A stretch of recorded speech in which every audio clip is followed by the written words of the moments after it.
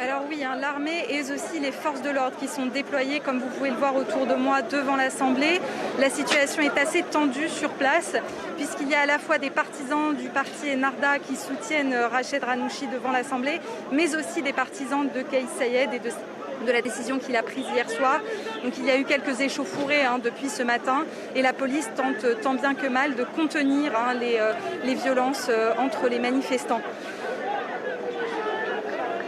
Lilian, on était jusque-là sans nouvelles du Premier ministre, limogé hier. Il semblerait, selon deux sources sécuritaires, qu'il n'ait pas été arrêté. Des proches confirment qu'il est actuellement chez lui. Le président est censé le remplacer rapidement. On ne sait pas par qui ni quand.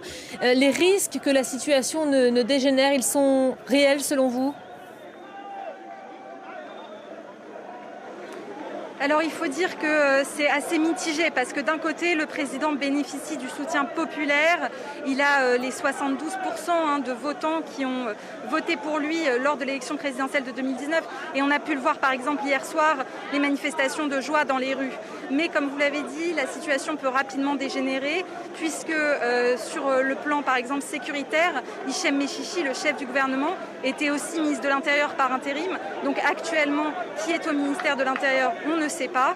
Et puis il y a aussi la question des 30 jours, les 30 jours pendant lesquels l'activité du Parlement va être gelée, alors que dans la Constitution, normalement, le Parlement doit garder session ouverte et être consulté par rapport à les mesures d'exception que doit prendre le président Kais Saied.